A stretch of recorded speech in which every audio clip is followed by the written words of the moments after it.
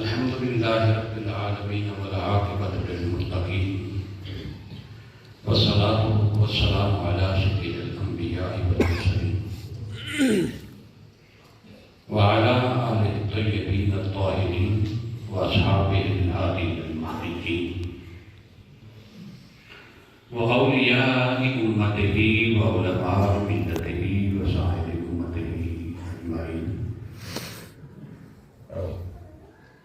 أما بعد فأعوذ بالله من الشيطان الرجيم. بسم الله الرحمن الرحيم.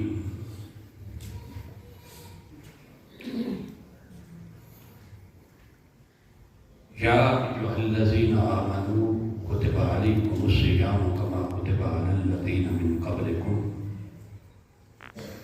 لعلكم تتقون أياما معدودات فمن شهد منكم الشهر فليصم. صدق الله العظيم. إن الله وملائكته يصلون على النبي يا أيها الذين آمنوا صلوا عليه وسلموا تسليما. الصلاة والسلام عليك يا سيدي يا رسول الله وعلى آلك وصحبك يا سيدي يا حبيب الله. الصلاة والسلام عليك يا سيدي يا حبيب الله وعلى آلك وصحبك يا سيدي يا جد الحسن. احترام معزز و محتشم سامعین حضرات،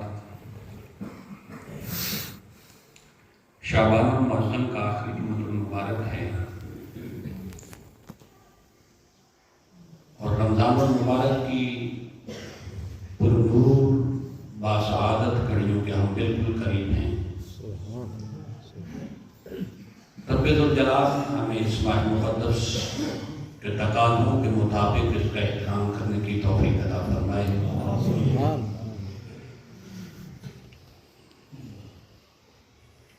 ماہ صیام کے بارے میں جہاں قرآن مجید فرقان حمید میں سختی سے حکم دیا گیا ہے، وہیں احادیث مبارکہ میں بھی روزے کی فرضیت اور پھر اس کے فوائد اور اسلامی اور انسانی روح اور قلب کا اس کے اثرات کا بھی تذکرہ ہے. رب ذوالجلال فرماتا ہے ایمان والو کتب علیکم الصیام، روزے تم پر فرض کیے گئے ہیں. روزہ فرض ہے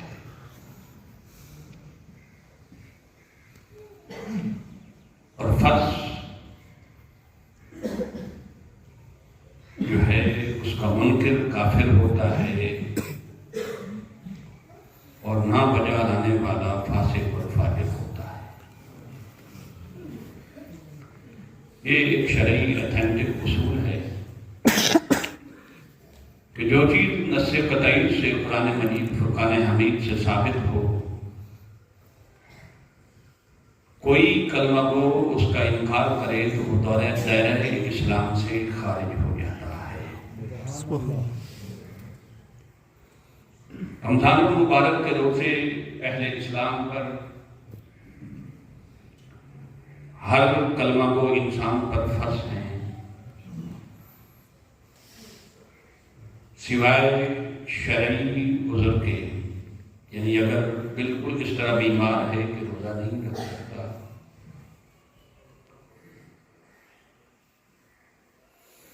مسافر کے لیے بھی اجازت ہے، لیکن ساتھ یہ بھی سوچنا چاہیے کہ اب وہ والے سفر بھی تو نہیں نہ رہے.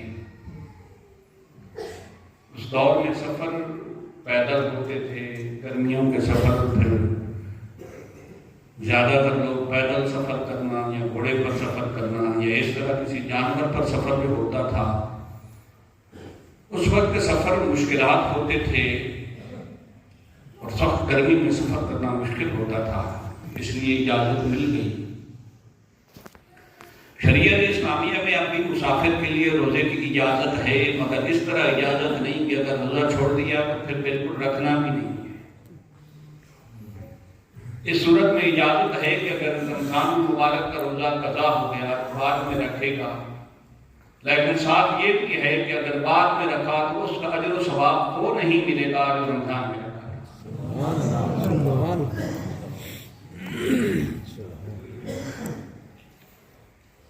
کیونکہ رب میرا فرماتا ہے کتب علیکم الصیام، روزے میں تم پر فرض قرار دیتا ہوں، اس میں کسی قسم کی ریلیکسیشن نہیں۔ اور ساتھ ہی رب ذوالجلال نے فرما دیا کما کتب علی الذین من قبلکم،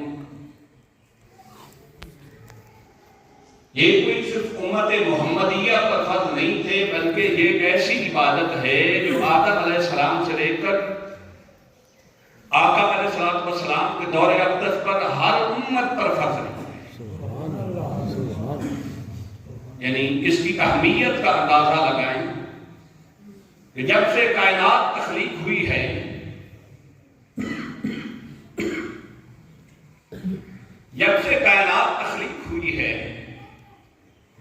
اور اہل ایمان جو کسی نہ کسی نبی کی امت میں داخل تھے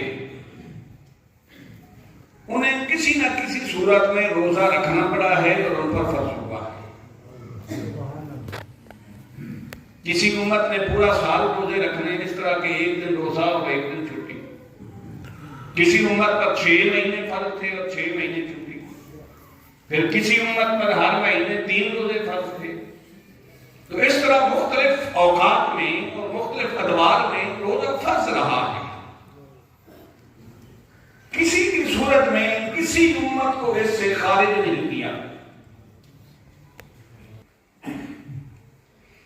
آپ یوں سمجھ لیں کہ روزہ وہ عبادت ہے جس سے کائنات انسانی میں اہل ایمان کو کبھی بھی استثناء نہیں ملا کہ کوئی امت اس عبادت سے مستثنا ہو، یعنی اس پر یہ عبادت فرض نہ ہو، ایسا ہرگز نہیں۔ فرمایا کما کتب علی الذین من قبلکم، یہ صرف تم پر فرض نہیں کیے گئے بلکہ تم سے پہلے آنے والی تمام امتوں پر کسی نہ کسی صورت میں فرض تھے۔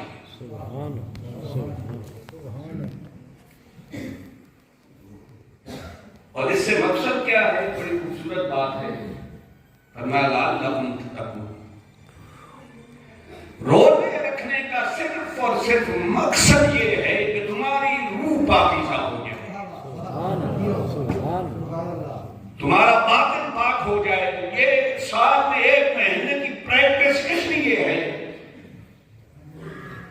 کہ پورے سال میں اگر آپ حلال و حرام کی بھی تمیز نہیں کرتے تو روزہ وہ عبادت ہے جو حلال چیزوں کو بھی ممنوع کر دیتا ہے، کہ جائے کہ انسان 11 مہینے رزق میں تمیز نہ کرے کہ حلال طریقے سے آ رہا ہے یا حرام طریقے سے آ رہا ہے۔ روزہ وہ عبادت ہے جو حلال رزق بھی طلوع فجر سے لے کر غروب آفتاب تک منع کرتا ہے۔ اور اس میں میرے رب نے بہت ساری حکمتیں رکھی ہیں۔ تمہیں تقویٰ کے زیور سے آراستہ کیا جائے، تمہارا دل نرم کیا جائے، تمہارے دل کے اندر اس سے نور پیدا کیا جائے۔ اور صوفیاء کا ایک قول ہے کہ پیٹ بھر کے کھانے والے شخص کے دل میں کبھی نور ایمان نہیں آتا۔ بات سن رہے ہیں؟ پیٹ بھر کے کھانے والے انسان کے دل میں کبھی نور پیدا نہیں ہو سکتا، اس کا باطن کبھی روشن نہیں ہو سکتا۔ یہ روح اور جسم جو چیزیں ہیں ان کی غذا الگ الگ ہے، ان کے تقاضے بھی الگ الگ ہیں۔ اگر جسم کی پرواہ کریں گے اور جسم کو توانا کرنے کی کوشش کریں گے تو روح ہرگز توانا نہیں ہے، روح کمزور ہو جائے۔ اور اگر روح کو تر و تازہ رکھنا ہے تو پھر جسم کو کمزور کرنا پڑے گا، اس لیے کہ جسم کی خوراک جو ہے وہ اس دنیا جو جسم کو توانا کرتا ہے وہ دنیا کا رزق ہے، آپ زمین سے نکالتے ہیں، کسی صورت میں جو بھی دنیا سے رزق ملتا ہے اس سے جسم تو توانا ہوتا ہے، مگر یاد رکھیں روح اس سے کمزور ہوتی ہے، روح توانا ہوتی ہے بھوکا رہنے سے، روح توانا ہوتی ہے اور دل نرم ہوتا ہے اس کی بارگاہ میں سجدے کرنے سے، روح تازہ ہوتی ہے حقوق العباد کا خیال رکھنے سے، روح تازہ ہوتی ہے دل میں دوسرے کا درد رکھنے سے، روح تازہ ہوتی ہے انسانیت کا احترام سے، روح تازہ ہوتی ہے اپنے آپ میں جذبہ انصاف پیدا کرنے سے، روح تازہ ہوتی ہے نفس پر قابو کرنے سے، اور اگر ان میں سے ہم کوئی کام نہیں کریں گے تو روح کبھی تازہ اور توانا نہیں۔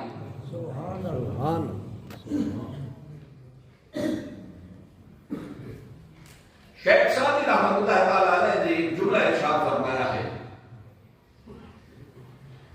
کہ اہل دل جو ہوتے ہیں دل کو روشن کرنے والے اور باطن روشن والے لوگ، ان کی تین صفات ہوتی ہیں، کم گفتن، کم خوردن،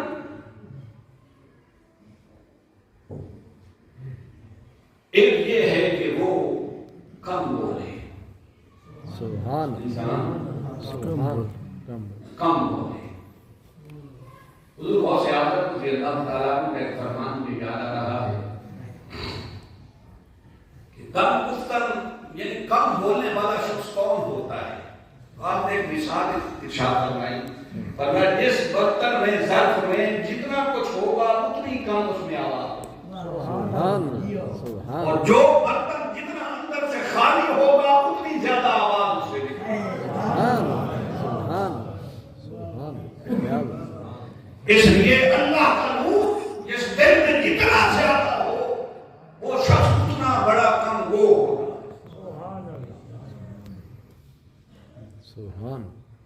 دوسرا کم خورنا، فرمایا پیٹ بھر کے کھانے والا بھی اللہ کا دوست نہیں ہو سکتا، بھلے سے حلال طریقے سے کھائے مگر رج کے کھانے والا اللہ کا دوست نہیں ہو سکتا۔ فرمایا ایک دفعہ عالم کشف میں نے اللہ کو عزت سے عرض کی، لوگوں سے بات کر رہا تھی، میں نے عرض کی کہ مالک تو جلدی کیسے راضی ہوتا ہے؟ ہم اس دنیا میں بھی شارٹ کٹ تلاش کرتے ہیں کہ کوئی کام کرنے کا کوئی شارٹ کٹ مل جائے، یعنی مہینے کا کام ہم ایک دن میں کر لیں، تو لوگوں سے بات عرض کی کہ مالک تو جلدی کیسے راضی ہوتا ہے؟ تو فرمایا مجھے غیب سے آواز ہے کہ عبد القادر مجھے راضی کرنا چاہتے ہو تو کسی بھوکے کے گھر کھانا بھیجا کرے۔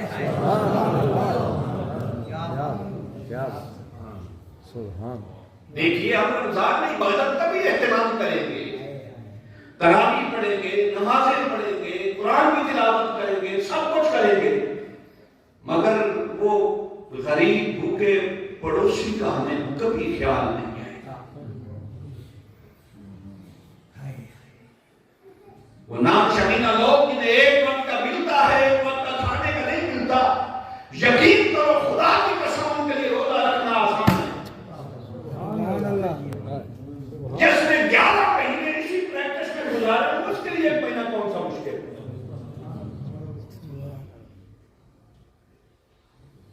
مگر ہم صبح بھی جی بھر کے کھاتے ہیں، پھر دوپہر کو بھی جی بھر کے کھاتے ہیں، شام کو بھی جی بھر کے کھاتے ہیں۔ اچھا کبھی ہم نے یہ نہیں سوچا کہ حلال کھانے پہ بھی حساب ہوگا؟ نہیں سوچتے، یہ بھی نہیں سوچتے۔ مولا کائنات کا ایک فرمان میرے ذہن میں آ رہا ہے، مولا علی فرماتے ہیں کہ اس دنیا سے ہم نے کیا لینا ہے جس کے حلال پر حساب ہو اور حرام پر عذاب ہو؟ کوئی نہیں سمجھے آپ؟ میں اس دنیا میں میرا دل نہیں لگتا کہ جس کے حلال پہ کوئی حساب ہے اور حرام پہ کوئی عذاب دے، سزا دے۔ یہ دنیا چھوڑی اچھی ہے، ہم حلال بھی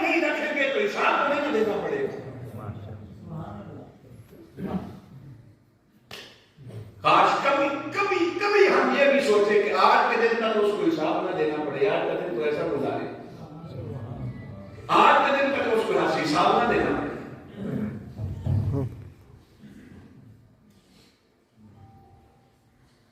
میں کر رہا تھا کہ آواز ہے عبد القادر، جس گھر میں کوئی مفلس بھوکا سوتا ہے نا، اس گھر میں میں خدا مہمان ہوتا ہوں. اس گھر میں کوئی بھوکا سوتا ہے نا عبد القادر، میں خدا اس گھر کا مہمان ہوتا ہوں.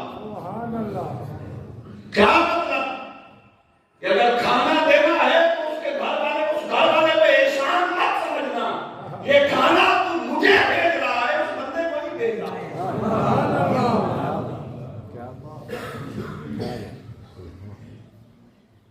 اب یہ بھی تو بڑی عجیب بات ہے نا، ہم خود کو تر لقمے کھائیں اور خدا کے نام پہ وہ دیں جو حلق سے بھی نیچے نہ اتر سکے.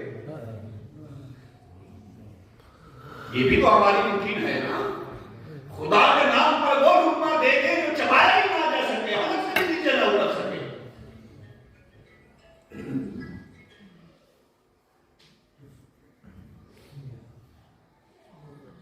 سچی بات ہے، کبھی خود خشک لقمہ دہن سے اندر گزار کے تب لقمہ کسی کو دے. باتیں یاد آ رہی ہیں، وقت دامن میں اتنی گنجائش نہیں ہوتی. مولا علی فرماتے ہیں تو بہت سارے بہانے مل جاتے ہیں نا، گھر میں گنجائش نہیں، اپنے بچوں کا پیٹ پالوں یا کسی اور کو دوں. یہ سوچتے ہیں نا کچھ ہوگا بچے گا. اب تری کا دور ہے، مہنگائی ہے، گھر میں کچھ نہیں بچتا، بچوں کا بڑی مشکل سے گزارا ہوتا ہے، تو کسی دوسرے کو کیا دوں. یاد رکھیے میرے مولا فرماتے ہیں، مولا کائنات علیہ السلام فرماتے ہیں، مجھے کسی سے ادھار لے کر کسی کی ضرورت پورا کرنے میں جتنی لطف آیا ہے، اتنا گھر پڑے ہوئے سامان کو اٹھا کے دیتے وقت نہیں آیا. سبحان اللہ، سبحان نہیں سمجھے؟ شاید مانگنے آیا ہے وہ تو گھر میں کچھ نہیں، بچوں کے لیے بھی کچھ نہیں، تو شاید سے کہا نہیں تجھے خالی نہیں لوٹانا، میں کس سے ادھار لے کے تجھے دیتا ہوں.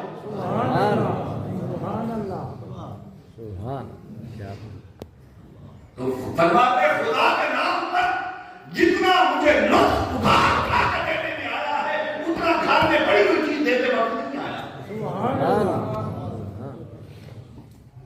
ہم بھی کبھی یہ لطف لینا گھر میں کچھ نہ ہو، پھر خدا کے نام پہ کوئی مانگے تو کسی سے ادھار لے کے اس کی ضرورت پوری کرے، پھر دیکھیں وہ رب راضی کتنا ہوتا ہے.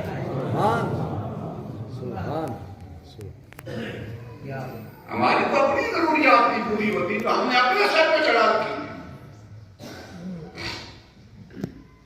تو میں اس کا رہا تھا، شہنشاہ جی فرماتے ہیں کم خور کر، کم کھانا جو ہے یہ بھی دل میں نور پیدا کرتا ہے. میں نے پچھلے جمعے پہ بھی بات کی تھی، لیکن اس بات میں مجھے دکھ اتنا دیا ہے، پھر دہرانے لگوں. یاد رکھیں یہ باتیں عمل کے لیے ہوتی ہیں، ایسے سننے اور لطف لینے کے لیے نہیں ہوتی. کہ آپ تاریخ اسلام کا مطالعہ کر کے دیکھ لیں، جتنا فقر افلاس اور بھوک میرے نبی کے گھر میں رہی ہے، کائنات میں کسی گھر میں نہیں. سبحان اللہ. کبھی یہ بھی سوچا ہے کہ جس نبی کا کلمہ پڑھتے ہیں اس نبی کے گھر میں بھوک افلاس غربت فقر کتنا رہا ہے. اور مجھے کسی بندے کا ایک جملہ بڑا پسند آیا، میری روح میں اتر گیا. اس نے کہا پتہ ہے نبی مختار کائنات تھے نا، جو چاہتے گھر میں نعمت ہوتی. سبحان اللہ. مگر یہ فقر، یہ افلاس، یہ غربت گھر میں کیوں رکھی؟ قیامت تک کوئی غریب سے غریب میرا امتی یہ تو نہ کہے نا کہ یہ چیز تو میرے نبی کے گھر میں تھی اور میرے گھر میں نہیں. سبحان اللہ، سبحان اللہ.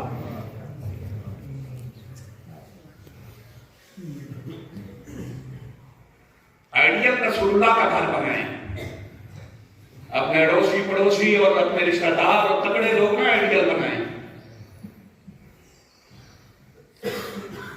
سوچا ہے اس نبی کو امت کے ساتھ کتنا پیار ہے، کہ سارے اپنے سے اگر حساب و کتاب لگایا جائے تو قیامت کے دن سب سے زیادہ حرمت نبی کے گھر سے نظر آئے. سبحان اللہ.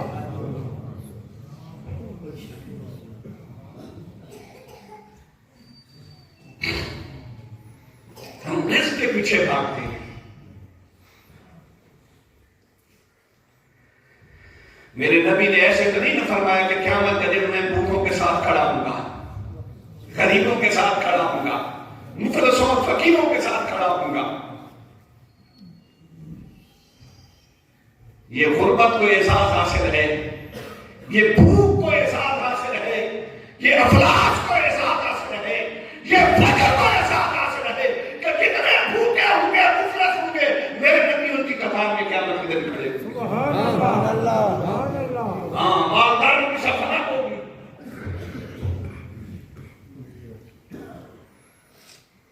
تگڑوں کی سفالت ہوگی. میرے نبی کمزوروں کی صف میں کھڑے ہوں گے. دنیا دار تگڑوں کی صف تلاش کرنی ہے, طلب کرنی ہے, یا نبی کی صف میں کھڑا ہونا ہے قیامت کے دن.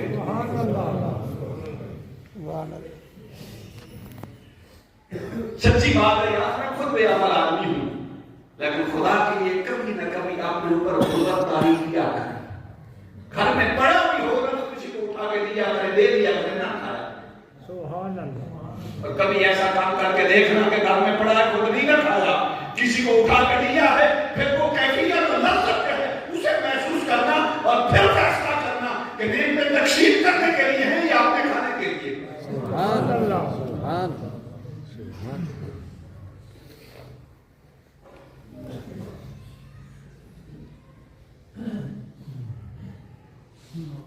اللہ نے آپ کو بڑا دسترخوان دیا ہے, مگر اسے اپنے لیے نہیں, غریبوں کے لیے سجائیں.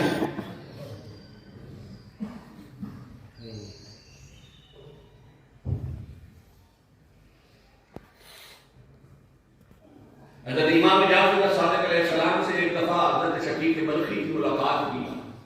کئی بار میں نے یہ بات دہرائی کی ہے. حضرت امام جعفر میرے نبی کا بیٹا ہے بھیا. سبحان اللہ. دین تو ہے, میرے نبی کے گھر کا ہے نا. کسی نے دین سیکھنا ہے تو اہل بیت سے سیکھے. سبحان اللہ. کسی نے دین کی روح دیکھنی ہے تو اہل بیت کو دیکھے. کسی نے دین کی روح کو, اگر وہ دین کی اصل شکل دیکھنی ہے تو اہل بیت کے چہرے دیکھے نا. سبحان اللہ. سبحان اللہ. نبی اور نبی کے گھر کو اہمیت بنائیے. امام جعفر صادق فرماتے ہیں کہ حضرت شقیق بلخی سے ملاقات ہوئی تو پوچھا امام جعفر صادق نے حضرت شقیق بلخی سے, توجہ سے سنیے گا, پوچھا کہ حضرت آپ بھی اللہ کے ولی ہیں, نیک ہیں, یہ ذرا مجھے قناعت کا تو مفہوم بتائیے کہ یہ راضی ہو جانا, قناعت جو ہے اس کا کیا مفہوم ہے. سبحان اللہ. حضرت شقیق بلخی سمجھے کہ قناعت تھوڑے میں راضی ہونے کو کہتے ہیں. سبحان اللہ.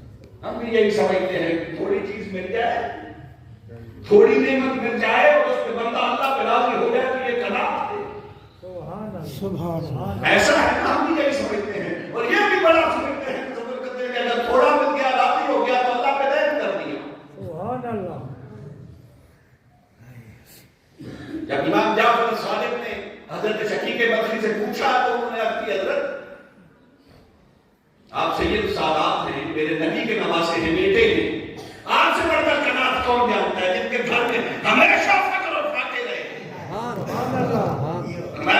میں نے سوال ایسے نہیں کیا, میں نے تمہارا حال پوچھا ہے. شقیق بلخی فرماتے ہیں کہ صحیح اگر کچھ مل جائے نا اس بارگاہ سے تو شکر کرتے ہیں, اور اگر نہ کچھ ملے تو شکوہ نہیں کرتے, صبر کرتے ہیں. کیا اگر اس بارگاہ سے کچھ مل جائے تو اس پہ اس کا شکر ادا کرتے ہیں, نہ ملے تو صبر کرتے ہیں, شکوہ نہیں کرتے, دل میں ملال نہیں لاتے کہ آج بھوکے رہے, کل بھوکے رہے, گھر میں کچھ نہیں. ایسا کبھی سوچا نہیں. یہ بھی بہت بڑی بات ہے. مگر امام جعفر صادق مسکرا پڑے. میں بس یہی کچھ ولایت کا مفہوم یہی سمجھا آج کرنے لگے تو حضور اور کیا ہے؟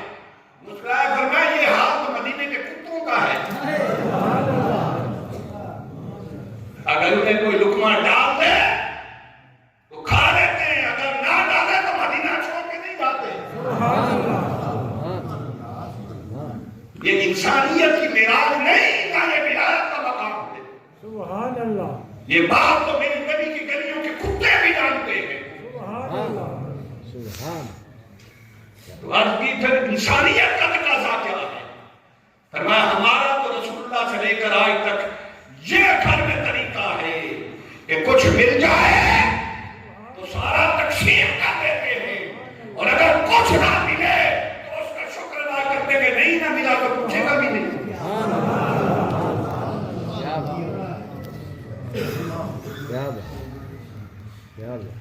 یہ ہے عشق اہل بیت اور یہ ہے عشق رسول. مل جائے تو گھر نہیں رکھنا, کسی نہ کسی کو اٹھا کے دے دینا ہے,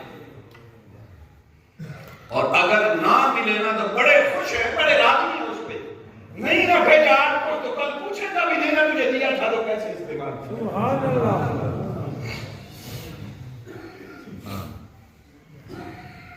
میں حضرت باجی بستامی کا قول پھر دہرا دیتا ہوں جو پچھلے جمعہ پہ دہرایا تھا, اور اس کی رمضان مبارک میں بہت ضرورت ہے حضرت باجی بستامی کے اس قول میں. وہ فرماتے ہیں کہ لوگوں میں ایسے زندہ رہو کہ لوگوں میں زندہ رہنے پر لوگ اللہ کا شکر کریں, صبر نہ کریں. سبحان اللہ. تیرے زندہ رہنے پہ لوگ اس بارگاہ میں سجدہ شکر کریں گے کہ اس جیسے انسان ہماری سوسائٹی میں ہمیں عطا کیا. ایسا نہیں کہ تیرے ظلم پر اور تیری زیادتیوں پر وہ اللہ کی بارگاہ میں روئے اور کہیں کمزور ہیں, صبر کرتے ہیں. کب یہ حضور ہمارے سبحان اللہ. کب جان چھوٹے. سبحان اللہ. اس لیے ایسے بن کے رہیں کہ لوگ آپ کے زندہ رہنے پہ اللہ کا شکر ادا کریں, انہیں آپ کی دی جانے والی تکلیفوں پر صبر نہ کرنا پڑے. سبحان اللہ.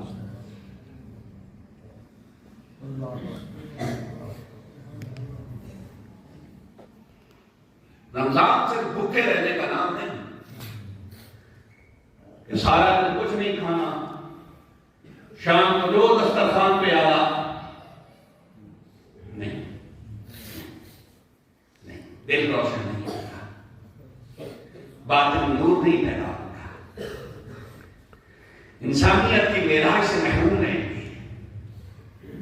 اور میرا نبی ایسے بھوکے رہنے پہ کبھی راضی بھی نہیں ہوتا. سبحان اللہ. سبحان. سچی بات ہے یارو, رمضان سے ہٹ کر بھی بھوکا رہنا سیکھیں. گھر میں پڑا ہو تب بھی اپنے اوپر فاقہ رکھیں. پڑا ہے کسی پتہ ہے آپ کو, آپ نے ایک دن نہیں کھایا, کسی بیچارے نے 3-4 دن کھانا نہیں ملا ہوگا, اسے اٹھا کے دے دینا. وہ اس رزق کا آپ سے زیادہ ضرورت مند ہے یا نہیں؟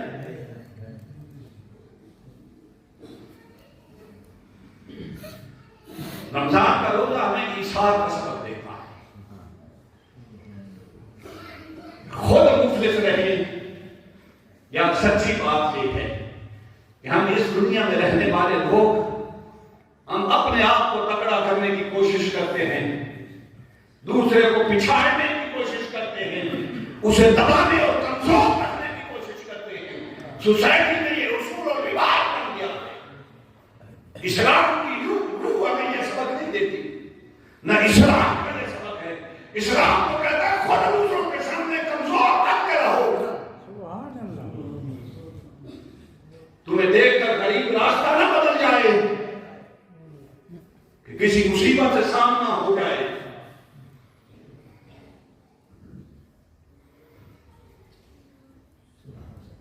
اور تیسری میں عرض کر رہا تھا, حضرت شیخ صاحب نے جو بات فرمائی, کم خفتہ گھٹ سننا, کم سنائیں, گھٹ سنائیں, زیادہ جاگیں. اچھا نہیں جاگ سکتے نا, باقی 11 مہینے اپنے کام شام بھی ہوتے ہیں, تو رمضان میں ذرا میں تو گناہگار ہوں, بلہ بلہ سب سے زیادہ ہو رہا کہا گناہگار ہوں, کسی کام کا نہیں بدعمل ہوں, مگر اتنی بات ضرور ہے کہ ذرا زیادہ جاگ کے 1 مہینہ زیادہ جاگ کے دیکھیں تو صحیح, اس لذت کو اس لطف کو ابزرو کریں, محسوس کریں, پھر سو کے بھی دیکھیں کہ سونے میں لذت ہے یا جاگنے میں لذت ہے. جاگ کے کبھی دیکھا ہی نہیں نا کہ جاگنے میں کیا لذت ہے. یہ 1 مہینہ زیادہ جاگیں, کم سوئیں, اس پریکٹس کی لذت محسوس کریں, پھر سو کے بھی دیکھ لینا سونے میں لذت آتی ہے یا جاگنے میں آتی ہے. سبحان اللہ.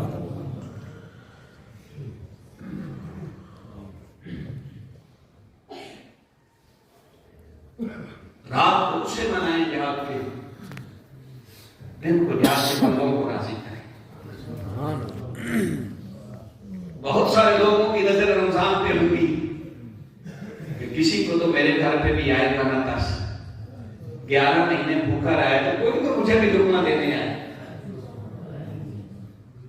لٹائیں رب کے نام پہ بے تحاشا لٹائیں, جو ملتا ہے لٹائیں, خود سادہ روزے رکھیں, سادہ افطاری کریں, سادہ سحری کریں, اور جتنا ہو سکے کسی غریب کا اچھا کھانا بھیجیں, اور پھر اس روزے کی لذت دیکھیں.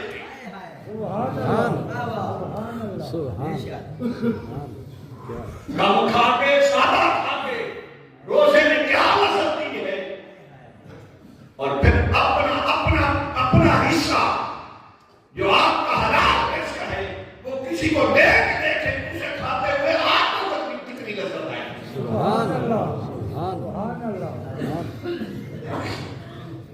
خالی روزانہ رکھیں,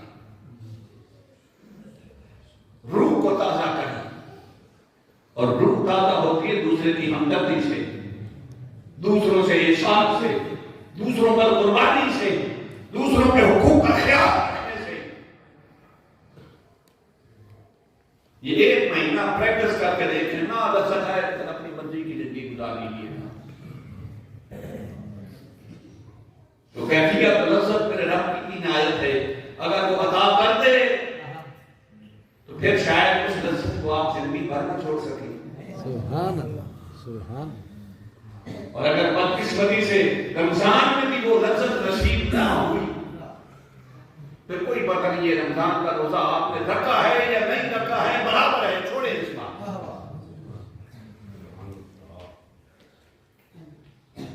بس ایک بار بات میں کر کے بات ختم کرنے لگا ہوں. آپ جاگنے کی اور دن کو روزہ رکھنے کی لذت اس طرح ہے سبحان اللہ. کہ رات کو حقوق اللہ کا خیال ہو, رات ساری رب کے ساتھ گزرے, سبحان. اس میں مخلوق کا دخل نہ ہو. رات کو وہ رب کی خاطر گزارے, مخلوق کا دخل نہ ہو آپ کی تنہائی میں, اور دن کو لوگوں کے ساتھ وہ معاملات رکھیں کہ خالق کو معاملات دیکھ کے راضی ہو جائے. سبحان اللہ. پھر آنے والی رات اس سے بہتر تنہائی میں ملاقات کا سبب بنے. دن اچھا گزاریں گے, رات میں تنہائی میں وہ اچھی ملاقات کرے گا. سبحان اللہ.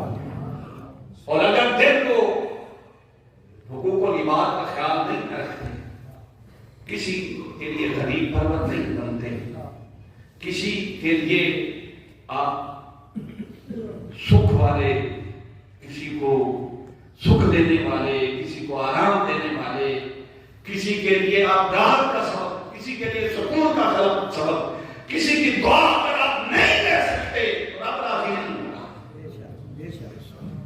دعا کروائی نہیں جاتی, دعا لی جاتی ہے.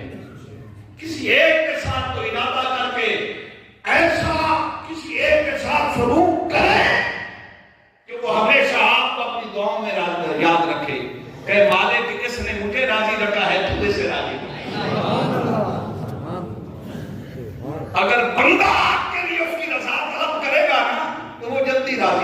سبحان اللہ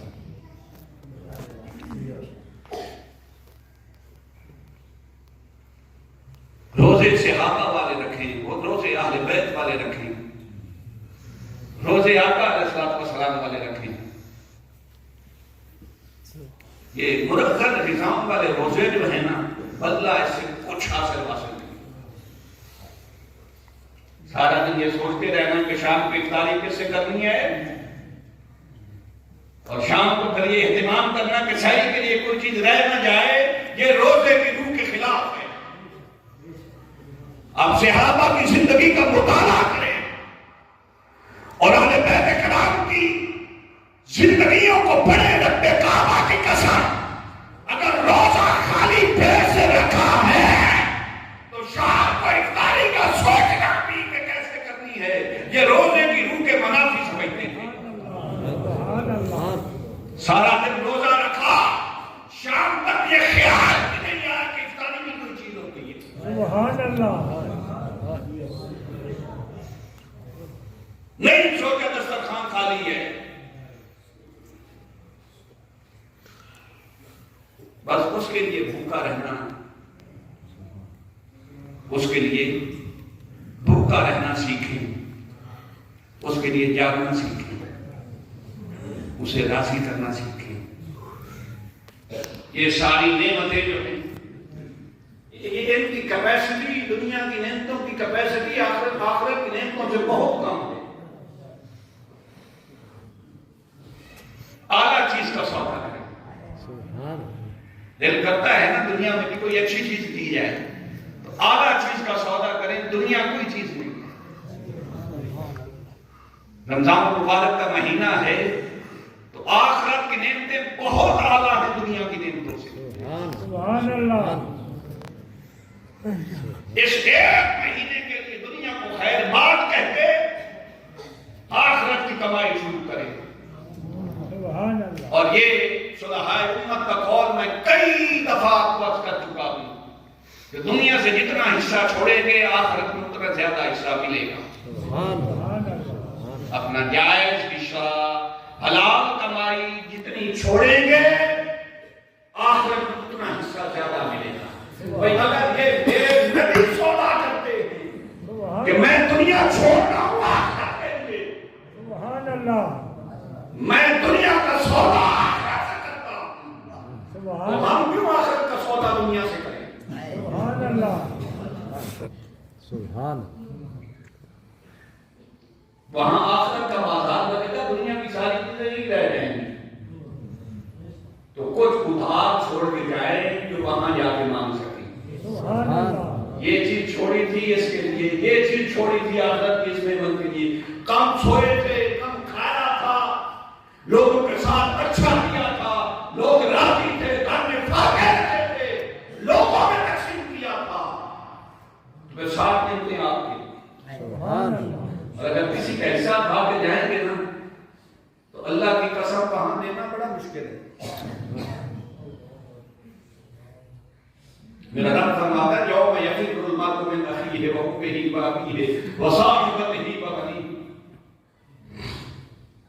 آخرت کا دن ہوگا نا، اب حساب و کتاب ہے، کسی کو ایک نیکی کی ضرورت ہے، کسی کو دو کی ضرورت ہے، کم ہے، کسی کو تین کی ضرورت ہے، 10 کی ضرورت ہے، تو رب کیا کہتا ہے یوم یفر المرء من اخیہ، سبحان اللہ وہ میدان سجے گا نا تو بھائی کہے گا نہیں بھائی میرے پاس پہلے سامان کم ہے، تمہیں دے دیا تو میں کہاں جاؤں گا۔ سبحان اللہ وہ امہ ہی بابی ہے، یہاں زیادہ پیار کرنے والے ماں باپ اپنا حق اولاد کے لیے چھوڑتے ہیں، وہاں وہ بھی اپنا حق نہیں دیں گے، وہ کہتے ہیں نہیں نہیں کمائی اپنی اپنی بیٹا، دنیا میں تمہارے لیے بڑی قربانیاں دے دی، اب یہ آخرت کا حصہ ہے، یہ ہمارا ہی ہے، تم اپنا حصہ رکھو۔ سبحان اللہ وصاحبتہ وبنیہ، کوئی دوست ایسا نہیں ہوگا جو وہاں قرض دے گا، وہ کہتا ہوگا دنیا میں لینا ہوتا تو لے لیتے، اور لے لیا بھی ہوگا، یہاں قرض نہیں دے سکتے، یہاں ہمارا معاملہ اپنا بڑا مشکل ہے۔ وبنیہ، پھر بیٹے کی طرف کوئی دیکھے گا نا کہ ماں باپ بھی چھوڑ گئے، بھائی بھی چھوڑ گئے، دوست بھی چھوڑ گئے،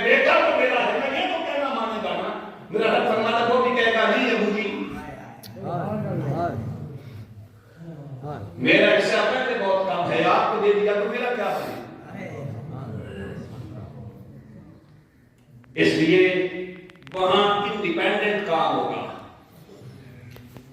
اپنا اپنا. تو یہاں آخرت کے لیے ذخیرہ کرتے نہیں ہے. رب ذوالجلال کے حضور دعا ہے کہ رب ذوالجلال اس بابرکت مہینے سے ہمیں رحمتیں اور برکتیں سمیٹنے کی توفیق عطا فرمائے. آخر دعوانا